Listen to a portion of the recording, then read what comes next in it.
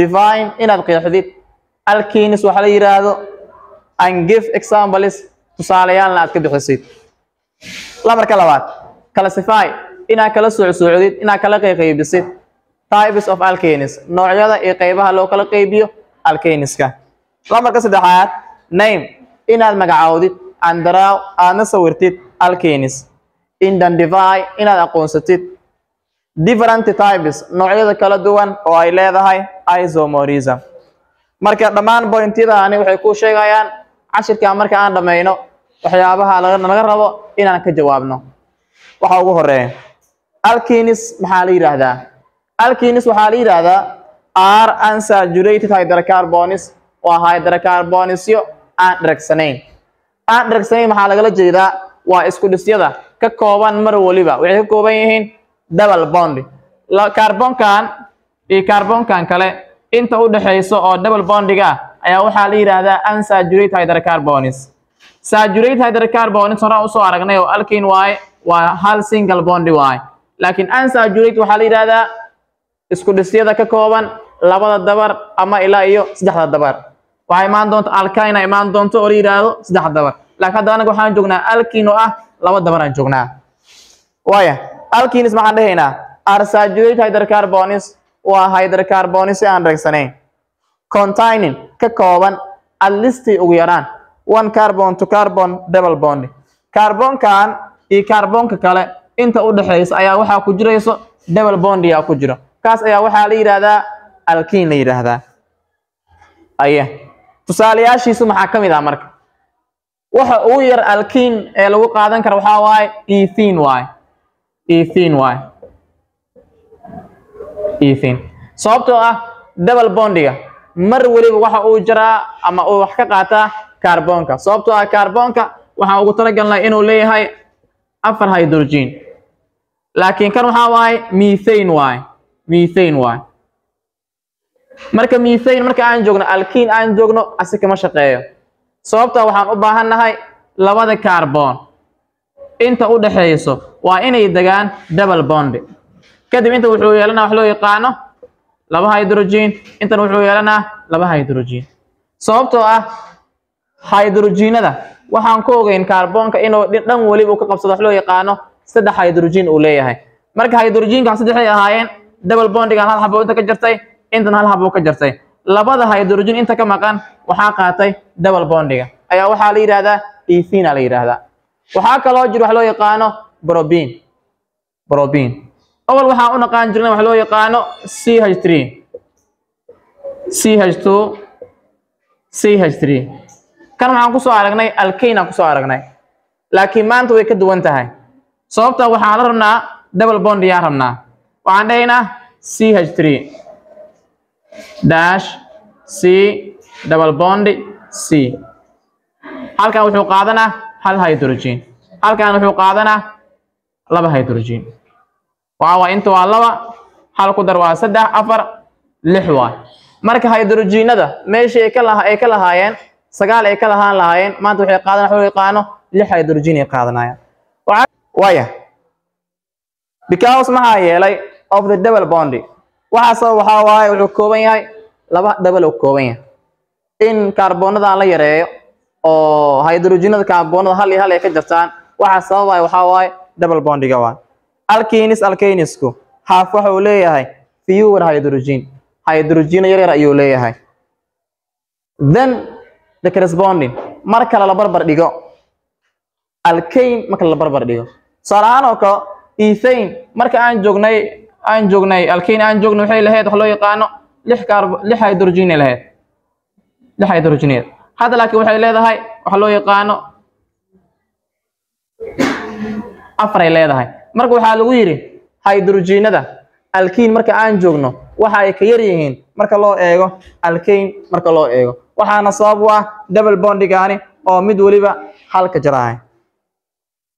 therefore hadaba ardayo waxaan ugu magacaabeynaa unsaturated hydrocarbons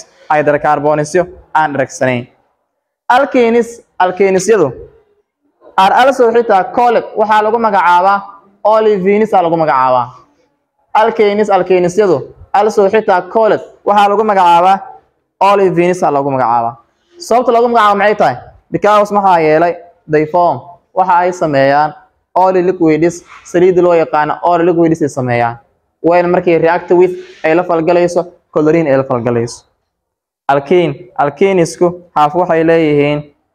molecular formula qaacida ay leeyihiin oo lagu heli karo ah CnH2n therefore hadaba alkenisku form waxay sameeyaan homologous series tix isku mid ah ay sameeyaan tix isku mid ay sameeyaan maxaa kamid ah waxa ugu horeeyo waxa waaye ethene waxa ku xiga waxa waaye propene butane bentene ila hexane the number tirada of carbon atoms atomyada carbonada and hydrogen atoms iyo atomyada hydrogenadu can be calculated waa la xisaabin karaa by this formula anaga ku raadinayno qaacidadaani marka hydrogen aan raadinayno formula of hydrogen marka raadinayno waxa kale loo yaqaano 2n halka n ay u taagan tahay number of carbon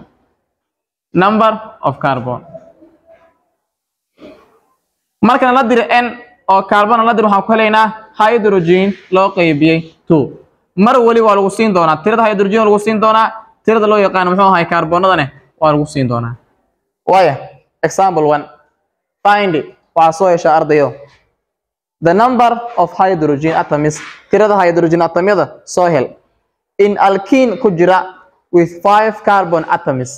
5 carbon atom tirada ku jira soo hela lagu yiri waya tusaalayaal dhowr ah qaadan doonaa ila soo marka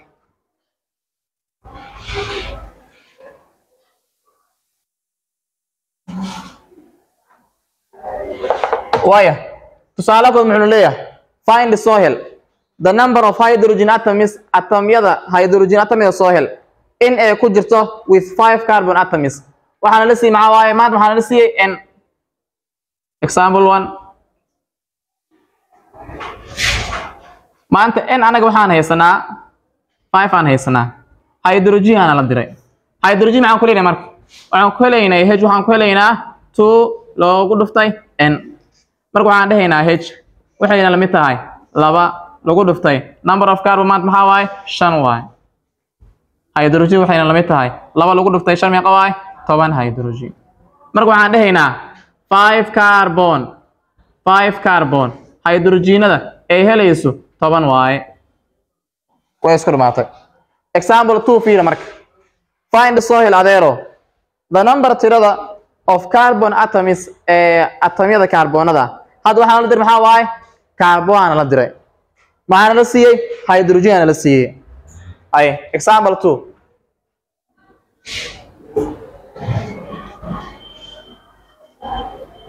example 2 waxaan la diray muxuu ahaay carbon maxaan la siiyay hydrogen oo ah 4 marka n maxaan ku helaynaa hydrogen loo qaybiyay 2 waxaan dhahaynaa n maanta waxay la mid tahay number of hydrogen meeqa waaye 4 waaye 4 loo qaybiyay 2 waxaan dhahaynaa number of carbon waxay la mid tahay 4 loo qaybiyay 2 waxay la mid tahay waa 2 waxaan dhahaynaa 2 carbon hydrogenada ay helaysane waa 4 waya waxaan geysaan beeshka 32 classification of alkenes kala ablaableynta ama kala qaybinta alkenesyada alkenesku are classified waa la kala qaybiyaa inta waxaa loo qaybiyaa 2 groups laba qaybood loo qaybiyaa maxay kala yihiin symmetric alkenes iyo asymmetric alkenes symmetric alkenes maxaa la yiraahdaa these are alkenes waa alkenes waaye in which 2 same groups are being attached waxaa lagu yiri dhabarka dhexda yaalo labadiisa dhinac waxaa ku dhagan laba group ama laba koox isku mid ah ku dhagan tusaale aad fahmi doontaa symmetric su'aalayaasha maxaa kamid ah symmetric alkene su'aalayaasha waxaa kamid ah waxaa lagu yiri dhabarka dhinaciisa midig ee dhinaciisa bidixba waxa group isku mid ah ayaa yaalo tusaale ahaan dhabarka waa kana CH3 CH CH3 inta markaan soo fiirin waxaa yaalo 2 carbon iyo 4 hydrogen intan waxaa yaalo wax loo yaqaano 2 carbon iyo 4 hydrogen inta waa ethene y intan ethene y marka waxaa lagu yiri dabarkan dhankiisa laftiga iyo dhankiisa right-ka marka loo fiiriyo waxaa yaalo 2 group oo isku dhisa oo isku mid ah yaalo kaas ayaa waxaan dhahaynaa symmetric alkenes waa tusaale kale hadana CH CH2 CH3 CH3 CH2 CH inta waxaa yaalo propene ama propane halkan waxaa yaalo propane yaalo waa 3 carbon iyo intana 3 carbon dabar intuu yaala marka hadii aad aragtid isku dhis noocaan oo kala oo lagu yiraahdo adeero waxa uu magacaawdaa symmetric miya ama asymmetric waa ina kala fahmi kartaa dabarkan waxa fiirinaysa dhankiisa midig maxaa yaalo 3 carbon taalo intan maxaa yaalo 3 carbon taalo si fudud waxaan u dhahaynaa symmetric alkene waa asymmetric alkene asig maxaa la yiraahdaa asymmetric alkene maxaa la yiraahdaa symmetric alkene maxaa la yiraahdaa symmetric alkene waxaan dhahaynaa waa tiro waliba oo aan buuxsanayn waxaan kala jeedaa waa lambar 5 lambar 7 lambar 9 lambar 11 tirooyinka aan tirooda dhameystirnayn ayaa waxaa laga sameyn karaa asymmetric alkene tusaale ahaan CH3 CH CH CH2 CH3 meeqa carbon waa 5 carbon waa inta waxaa yaalo 2 carbon inta maxaa yaalo 3 carbon marka labada dhinac bonding markuu intuu yaalo double bonding inta ku yaalo labada dhinac leftiga right hadii 2 carbon oo kala duwan ay yaalaan ayaa waxaan dhahaynaa waxa la yiraahdaa asymmetric alkenes